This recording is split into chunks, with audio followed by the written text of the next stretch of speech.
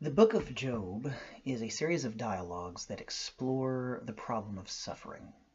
Why is suffering, specifically the suffering of the innocent, a problem? The problem of suffering is often understood as a tension amongst three factors: the innocence of the one suffering, the righteousness or goodness of a God who would allow or even cause such suffering, and the all-powerfulness or sovereignty of God, which is typically assumed within the definition of God. This is the way the problem of suffering is presented by those who use it primarily to discredit the very idea of God. A just and or loving and all-powerful God could not permit the innocent to suffer, because that would contradict one of those two aspects. Actually, in the movie Batman v Superman, Lex Luthor, toward the end of the movie, sums this up very succinctly when he says, "No man in the sky intervened when I was a boy to deliver me from Daddy's fists and abominations. I figured out way back, if God is all-powerful, then he cannot be all good. And if he is all good, then he cannot be all-powerful." That's what Lex Luthor says in Batman v Superman. And that represents the way of thinking of many people throughout the world. Now, an unfortunate way that conservative Christians sometimes defend God's goodness in response to this particular presentation of the problem of suffering is by sacrificing the innocence of the sufferer.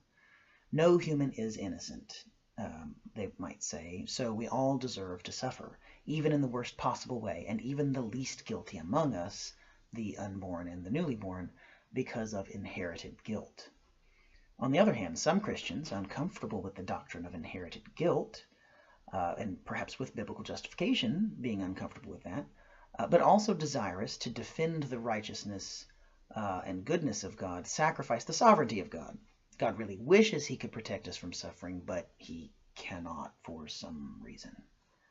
Now, interestingly, all three of these approaches, the dismissal of God's goodness, the dismissal of human innocence, the dismissal of God's sovereignty, are sort of mathematical or logical, because they're trying to resolve the problem of suffering outside of dialogue with God himself, treating God as a mechanism, not as a person. And over against this three-factor mathematical way of resolving the problem of suffering, the book of Job presents a superior approach in several ways. First, unlike the second erroneous Christian response mentioned above, at no point does the book of Job ever question God's sovereignty. Even the introduction of Satan, or more accurately, the Satan, in the narrative prologue does not call into question God's absolute sovereignty over all that will happen to Job. In the book of Job, the Satan is a kind of angelic official, an accuser within God's royal court among the sons of God, whose job it appears to be to question the king and the loyalty of his servants. He must receive authorization from God to do whatever he does, meaning that it is God's own decree that causes Job's sufferings. Moreover, excuse me, after everything is inflicted on Job, the Satan completely disappears from view. For the book of Job, the Satan himself has nothing to do with the problem of suffering. It is theologically illiterate to defend God by laying the blame for suffering on the Satan, because again, this sacrifices God's sovereignty for the sake of his goodness. So, first, Job says God is unquestionably sovereign. Second, there is a fourth factor in the problem of suffering. The book of Job recognizes that the problem of suffering is better understood as an unresolved tension amongst not three, but four factors. The fourth being our assumption that the outworking of God's righteousness is going to look a particular way, meaning it will be more or less immediate and obvious to the average human intellect. Now, this fourth factor is a kind of assumed or instinctive theology shared by many, if not most, humans by nature, and it is what is most accurately called retribution theology. The book of Job, unlike the average modern treatment of the problem of suffering, identifies this assumption and gives it a voice in the form of Job's three friends. Again, Job assumes God's sovereignty, so while we may recognize four factors, the book of Job frames the problem as a triangular tension amongst three factors: the innocence of Job, the righteousness of God, and the retribution theology of Job's friends, or their assumption that God's righteousness must necessarily work out in recognizable ways. Job's sufferings mean that one of these three factors has to give. Job's friends say that Job's innocence is what has to give. But rather than invoking a doctrine such as inherited guilt, they presume that there must be some hidden sin in Job's life to justify his suffering. Job is not entirely clear what he thinks must give in this triangular tension, but he finds fault with his friend's theology at the same time that he often utters sarcastic near accusations against God. His implicit accusation of unrighteousness on God's part, which begins when he expresses his desire that he had never been born in chapter 3, is what motivates his friends to begin speaking on God's behalf. So that's the second aspect where Job is superior to modern treatments. It recognizes that there is an assumption that we have that God's righteousness is going to work out in ways that are recognizable to the average human intellect. So number 3, Job is superior to modern treatments of the problem of suffering by its recognition of the role of dialogue. Job employs dialogue rather than propositional logic as its method of exploring the problem of suffering. Job embodies what I have been saying about the Old Testament's approach to truth, namely that it is dialectic.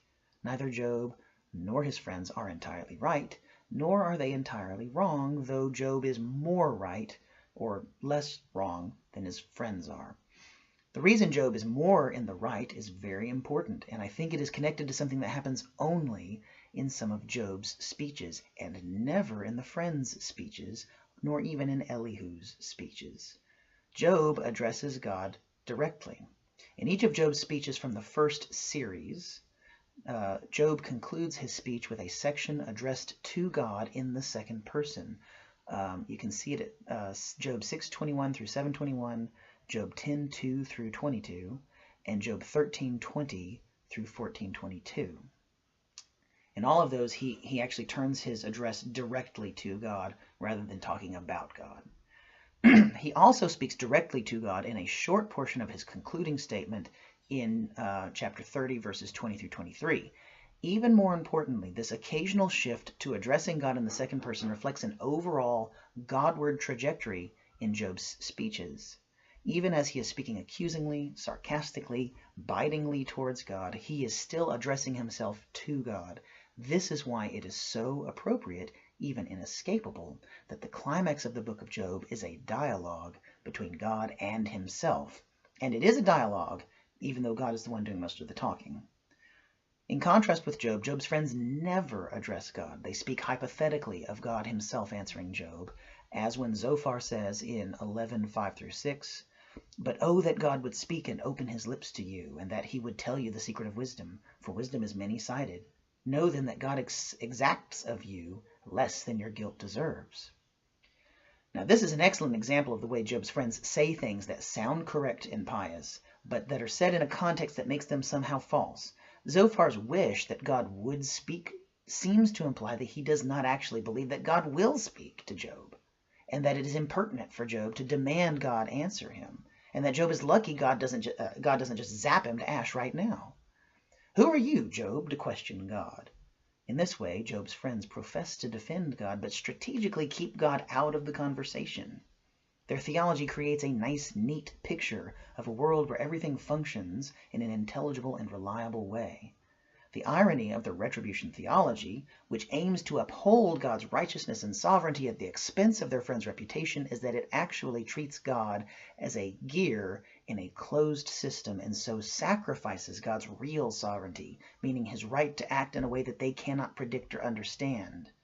A world where existential truth can only be approached via prayerful dialogue with God rather than being mathematically formulated from first principles and articulated with calculated, unchangeable precision is a dangerous world for the mind that loves the security of absolutes.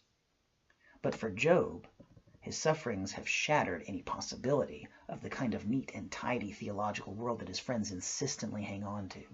All he has left is the hope of dialogue with God. And in my opinion, this Godward trajectory of Job's speech, in other words, that Job treats God as one of the conversation partners and not just the subject of conversation, is key to understanding why it is that Job is exonerated in the end and his friends are not.